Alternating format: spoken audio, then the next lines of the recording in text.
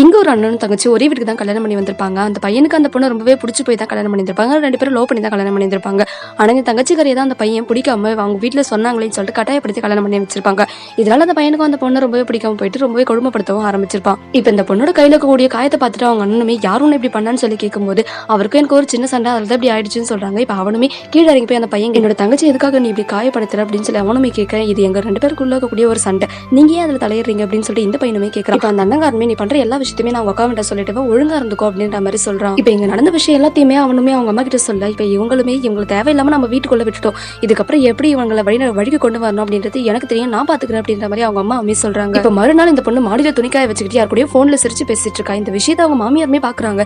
இப்ப அந்த பொண்ணு தரத்தரன்னு உள்ள எடுத்துட்டு போயிட்டு உனக்கு எவ்வளவு தைரியம் இருந்தா மாடியில நின்று போன் பேசுவேன், எல்லாரும் எங்களை பார்த்தா என்ன நினைப்பாங்க, என்னோட கௌரவம் தான் போகும், ஒழுங்கா இங்கே இரு அப்படின்ற மாதிரி அந்த பொண்ணுமே அடிக்கிறாங்க. இப்ப இந்த அண்ணங்காரன் அவங்க தங்கச்சி பார்த்துட்டு எதுக்காக நீ இப்படி அழுதுகிட்டு இருக்க, என்னாச்சு உனக்கு அப்படின்னு சொல்லி கேட்கும்போது அத்தை என்ன மாதிரி அடிச்சிட்டாங்க, ஏனே தெரியல, 2 பேருமே என்ன பார்த்தாலே ரொம்பவே விருக்குறாங்க, நான் என்னதான் பண்ணேன், ரொம்பவே கஷ்டமா இருக்குது, நான் ஒரு நரகத்துல மாட்டிக்கிட்ட மாதிரி இருக்குண்ணா அப்படின்ற மாதிரி அந்த பொண்ணுமே சொல்றா.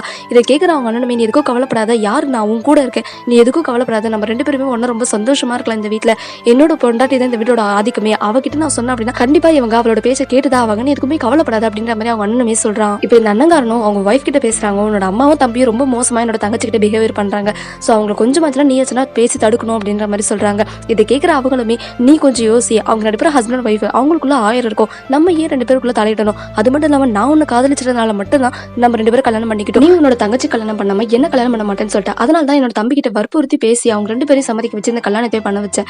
இப்போ நம்ம 2 பேரோட லைஃப் நல்லபடியா போகிற மாதிரி அவங்களோட லைஃப் கண்டிப்பா இன்னொரு நாள் நல்லபடியா போகும், நீ எதுவும் வருத்தப்படாத அப்படின்ற மாதிரி அவங்க அண்ணன் கிட்டயுமே சொல்லி சமாதானப்படுத்துறான்.